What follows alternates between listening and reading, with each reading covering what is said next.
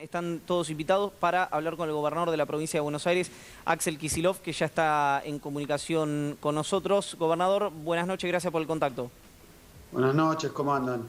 Bien, bueno, arrancamos por el final en realidad para transitar luego hacia lo que es la disputa por la coparticipación. Mirándolo mínimamente en perspectiva, ¿cuál es el balance que hacen de lo que fue el conflicto con la policía? Y bueno, hay muchos factores, recién escuchaba un poquito el análisis que hacían ustedes. Yo creo que el primer punto es una cuestión que nadie puede eh, discutir, que es que durante el gobierno anterior la policía, el escalafón en general, pero sobre todo hablando de los agentes de jerarquía más baja, perdieron como 30 puntos de salario. Después empezó el nuevo gobierno y con un agravante más, que es que la gobernadora anterior les había prometido una recomposición para ponerlos a nivel de otras fuerzas, que es una reivindicación muy antigua de la fuerza. De hecho, yo el otro día circulaba un video también de un conflicto de 1988, donde justamente lo que pedía quien representaba entonces el petitorio era que se los equiparara con la Policía Federal. O sea que es una reivindicación muy pedida, pero vienen de una época de pérdida de poder adquisitivo. Todos los trabajadores del país, del sector público, de la provincia de Buenos Aires, pero de todos esos subgrupos, la policía de la provincia es la que más había perdido. Y bueno, y con la promesa que nunca se cumplió fue al revés, en vez de subirles, le bajaron. Después iniciamos el gobierno, lo primero que hicimos en marzo hubo un aumento que fue general para el sector público de 8 puntos, que era un poquito por encima de lo que era lo esperado de inflación en ese trimestre. Después vino la pandemia, o sea que la cuestión salarial venía con una necesidad pospuesta y creo que eso es lo que le da de alguna manera un plafón de realidad o de legitimidad al reclamo. Primero la cuestión histórica de equipararlo a la Policía Federal y después la pérdida de salario en el gobierno anterior y bueno, en estos meses. Después hay muchísimos factores más. Bueno, claro, a eso quería ir, digamos. ¿Cómo quedó? Porque está claro que el reclamo era justo. Ahora, la manera de rodear la quinta del gobernador, rodear la residencia de Olivos, que está claro que ustedes no lo comparten. ¿Cómo quedó el vínculo con los interlocutores de la fuerza, si es que existían? Porque también otra versión era que estaba muy atomizado entre la provincia, entre el Ministerio de Seguridad y la fuerza, la policía bonaerense en este caso. Sí, yo creo que además las imágenes que se vieron en la televisión mostraban eso, que hubo un reclamo muy fuerte de los escalafones más bajos, pero después lo que es la jerarquía, los oficiales, no estaban participando, por lo menos de una manera activa y abierta.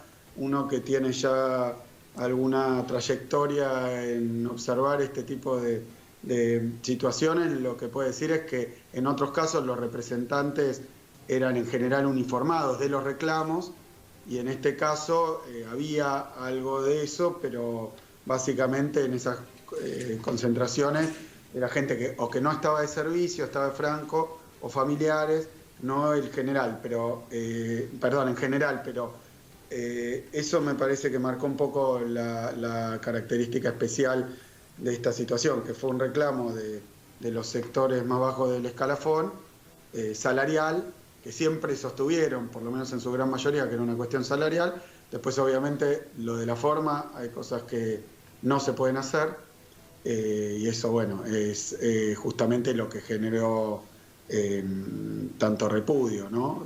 Lo que vos mencionabas, que no se puede hacer, el uso de patrulleros no se puede hacer, y bueno, se resolvió a través de una mejora que no es solo una cuestión de ahora de la coyuntura, sino algo que venía pidiendo la policía de la provincia de Buenos Aires, y yo no lo quiero poner solo desde el punto de vista del reclamo.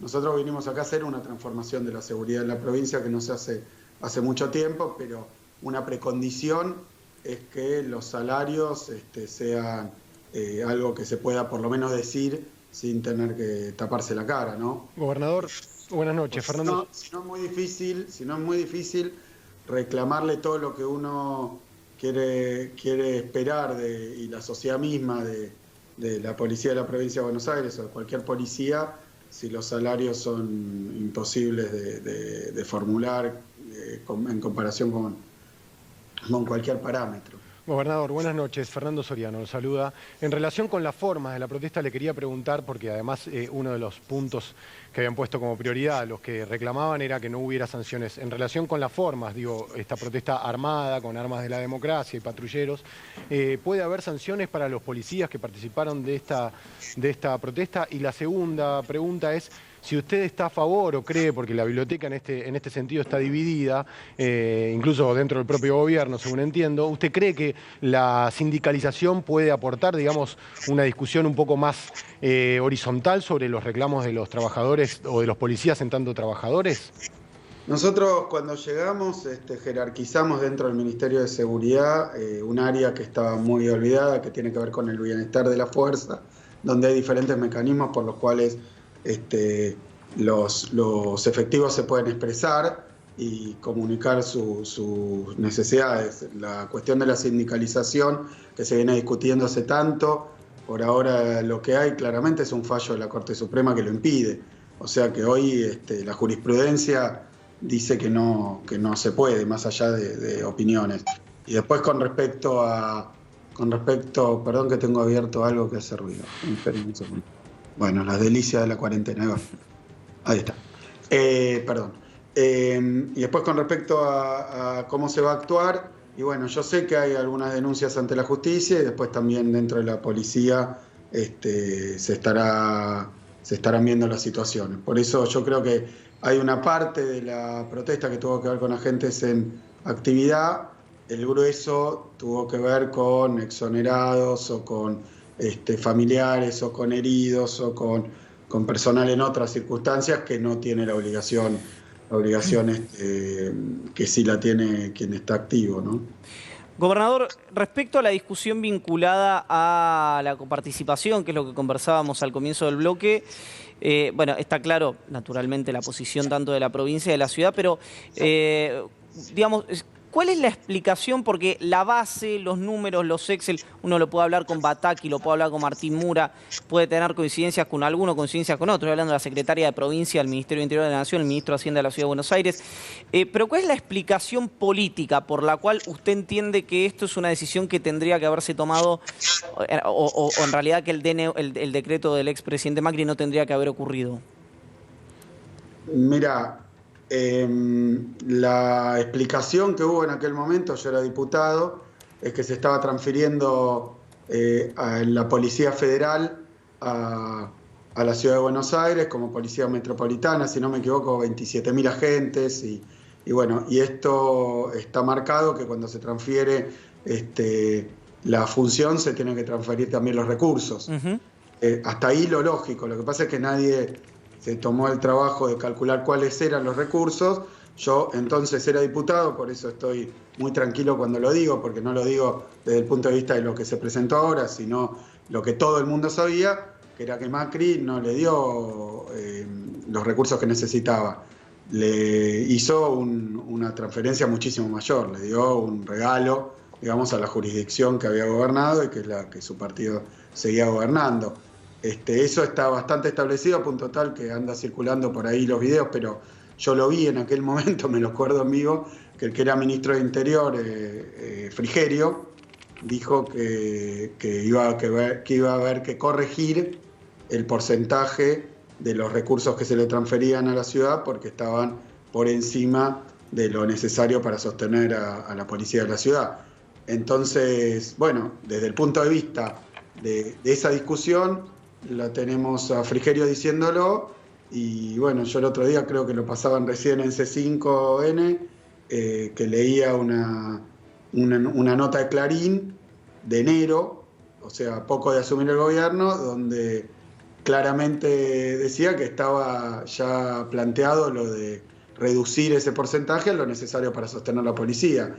El resto era la jurisdicción más rica, darle recursos de más, cuando si la Nación está dispuesta a repartir recursos de su propia coparticipación, porque esto no es algo de las demás provincias, de la de Buenos Aires ni de ninguna otra, pero eso que le dio la ciudad, si era para la seguridad, bueno, está bien que le dé lo justo y necesario. Ahora, por encima de eso, creo que estaba planteado y la verdad que es medio extraño lo que se está discutiendo porque no escuché a nadie defender ese número de lo que le pasó a Macri en un decreto simple y sin ningún estudio que lo justificara o lo acompañara. Es decir, que había una transferencia adicional. No lo pongo en mis palabras, lo pongo en palabras de Frigerio y digo lo que se viene discutiendo desde que cambió el gobierno, porque Frigerio había dicho se va a corregir, pero no se corrigió nunca. Porque bueno, porque la ciudad Macri la quería favorecer.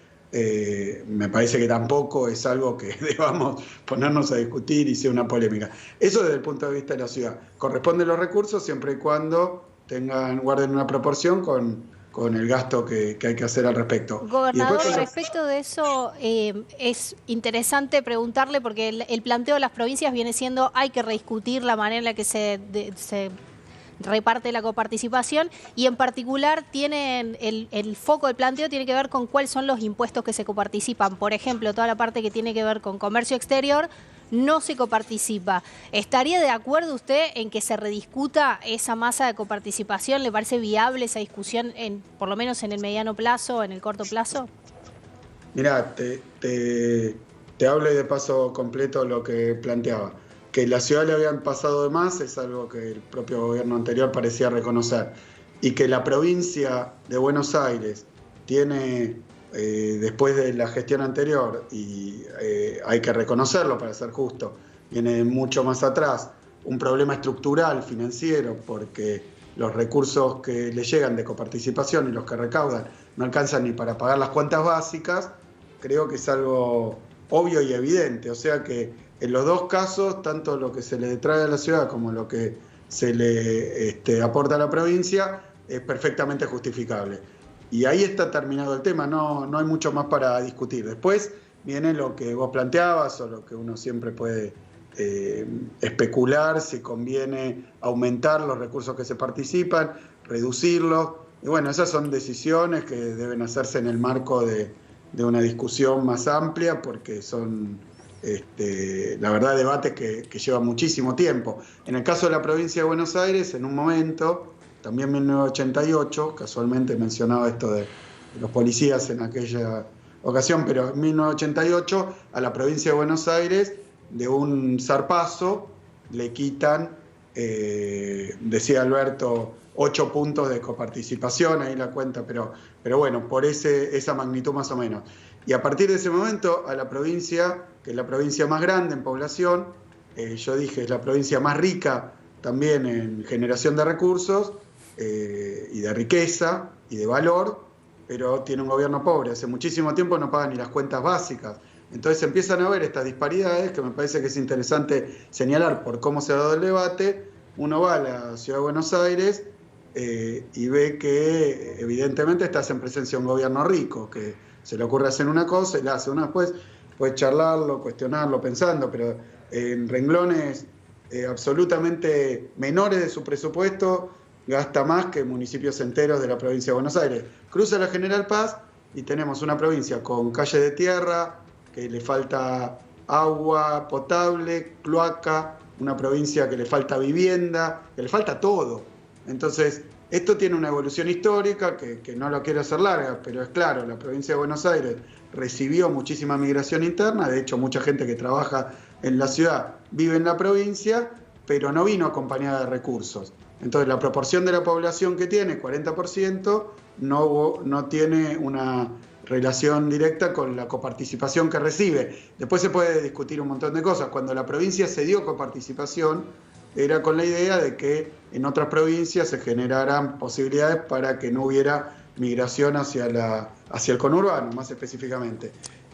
Hoy es clarísimo que si uno quiere darle, con cualquier criterio de igualdad, de equidad, a argentinos que viven de un lado y del otro de la General Paz, las mismas oportunidades, la misma infraestructura, las mismas condiciones de vida, por lo menos en en lo que tiene que ver con infraestructura social básica, y la provincia de Buenos Aires necesita una masa de recursos enorme. Claro. En la ciudad de Buenos Aires todas las calles están asfaltadas. Bueno, en la provincia de Buenos Aires, mismo en el conurbano, ni hablar en el interior también. Pero faltan muchísimas cosas. Entonces, no es una cuestión de plantearlo como competencia, creo que ahí se equivoca la ciudad de Buenos Aires. No es una competencia, pero es evidente que en seguridad, en educación, en salud, en agua y saneamiento, en incluso acceso a la conectividad, porque eso también se discutió estos días con la pandemia. Acá hay muchísimas regiones de la ciudad de la provincia de Buenos Aires que tienen mala conexión a internet, que les falta muchísima inversión.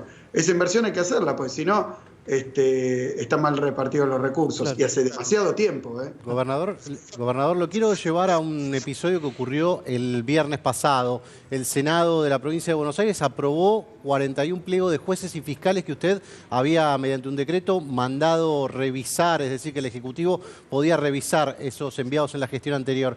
¿Cómo se entiende esto y qué es lo que va a hacer el Ejecutivo a partir de ahora? Mira, la historia de esos pliegos es la historia de un escándalo, de una vergüenza. Esos pliegos son 42 pliegos que la anterior gobernadora eleva al Senado unos días antes de perder por, creo que en ese momento, 20 puntos, 18 puntos, las PASO. Lo que dice el procedimiento es que el gobernador debe enviar los pliegos al Senado, el Senado tiene que aprobarlos, después vuelve al gobernador, quien finalmente hace el nombramiento.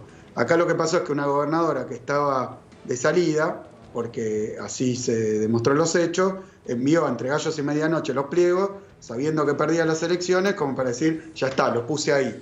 Después el Senado, durante esos meses entre que los entregó agosto del año pasado y que la gobernadora terminó su mandato, no los aprobó, con mayoría del entonces oficialismo. ¿Por qué no los aprobó? Por este escándalo de que ya no era gobierno, ya el Ejecutivo había terminado, y mandar los pliegos a las apuradas era algo difícil de explicar. Quedaron ahí, ni bien asumimos, pedimos que esos pliegos volvieran al Ejecutivo para hacer que todavía no estaban a votación, pedimos que volvieran al Ejecutivo para que el Ejecutivo tomara la decisión que le corresponde democráticamente, y no lo hicieron nunca, y hará unas semanas el Senado los puso en el orden del día, disponiéndose a votarlo. Entonces yo lo que hice fue enviar por decreto una solicitud, lo hice muy respetuosamente, de que, teniendo en cuenta que esos pliegos habían sido elevados por una gobernadora que ya no está, y que cuando lo hizo ni siquiera mientras seguía los pudo aprobar, que volvieran. Y bueno, y eso, como todo, digamos, después iba a ser sometido a un reexamen, porque incluso entre esos 42 pliegos, uno de los que habían elevado es una persona que está presa. No voy a hacer una evaluación porque yo tampoco tengo conocimiento estrecho del expediente, pero hay varios casos a revisión, y muchos son casos de jueces o fiscales que necesitaba la gobernadora anterior. Y entonces, que lo hizo como mientras ya se preparaba para irse. Entonces yo creo que después lo elevaron, y la sesión anterior hubo también otro escándalo porque desconocieron el pedido que habíamos hecho y lo aprobaron solos en el Senado, con solamente el Senado funcionando con la mayoría que tienen, de 26 senadores contra 20 del oficialismo. ¿Y ahora cómo se resuelve eso, gobernador? No, la verdad que